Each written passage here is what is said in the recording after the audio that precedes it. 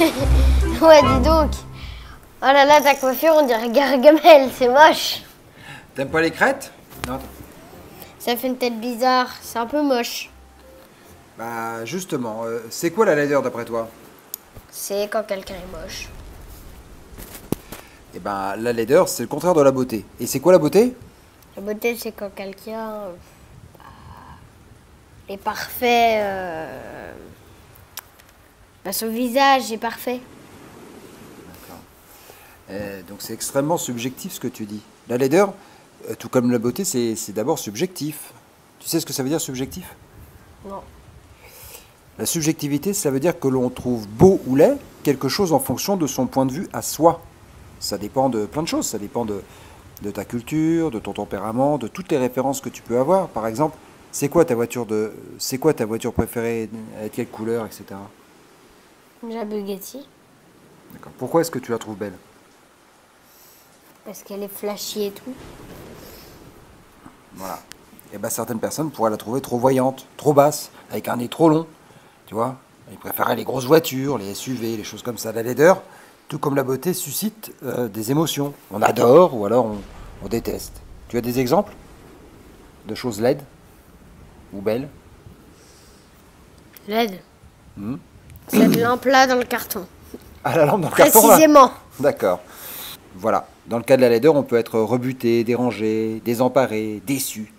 Par exemple, tu prends une carotte très laide. T'imagines une carotte qui est très laide, avec des poils partout et avec une forme de gros nez. Il y a des gens qui refuseraient de l'acheter pour la manger. Ça te dérangerait, toi, de manger une vilaine carotte? Ça a le même goût. Exactement. Ça a le même goût. C'est pour ça que certains scientifiques passent leur vie à essayer de calibrer, d'ailleurs, parce que des fruits et des légumes, pour les rendre beaux, présentables, désirables, pour donner envie aux consommateurs d'en manger. Mais est-ce que le légume moche est moins bon qu'un légume beau? Bah non. Bah ça a le même goût. Voilà, ça Genre dépend. une patate.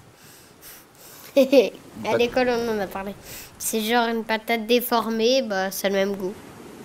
Ça dépend aussi si la patate elle est bio, ou bien fabriquée dans une ferme avec des engrais qui peuvent être mauvais pour la santé, etc. etc. Bah ça, c'est différent.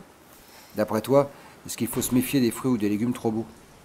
Ouais, parce qu'on a mis des pesticides et tout, donc ça brille, c'est beau et c'est bien clair. Alors le jambon, c'est pas rose, c'est gris. Voilà, exactement. En vrai. Ouais. Et justement, si on parle de la laideur, et pour juger du physique de certaines personnes, est-ce qu'on peut dire que certaines personnes sont laides ou non, d'après toi? Bah oui, Pourquoi? parce que t'as le droit de trouver quelqu'un moche ou beau. C'est vrai. Mais il faut se méfier des commentaires sur le physique des gens. Parce que la plupart du temps, les gens, ils sont pas forcément responsables de la manière dont la nature les a fait. Mais quelqu'un qui mange tout le temps et est obèse, c'est pareil.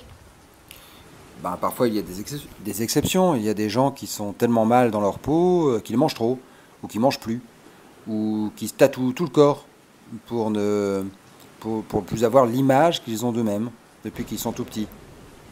T'as des gens qui... Voilà, qu'est-ce que tu penses de ce genre de personnes, toi?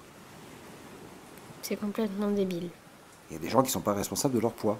T'as des gens, ils ont beau ne pas manger, bah ils grossissent. Mais t'as des Ah, gens... c'est pas complètement débile, c'est bizarre. Bah c'est vrai que tu grossis chaque jour, hein, vu que tu grandis, tu grossis en même temps. Et la laideur de l'âme, est-ce que tu sais ce que c'est que la laideur Non. de l'âme? C'est quand t'es méchant? Oui, exactement. Ben voilà, la laideur de l'âme, c'est quelqu'un qui est méchant, t'as raison. C'est quelqu'un qui maltraite une autre personne, par exemple. C'est quelqu'un qui est raciste, ou qui vole, ou qui viole, ou qui utilise des gens pour atteindre un but, sans penser au mal qu'il fait. T'as d'autres exemples de personnes qui pourraient être laides à l'intérieur? Bah non, t'as tout dit. Ben non. T'as aussi... Pervers narcissique.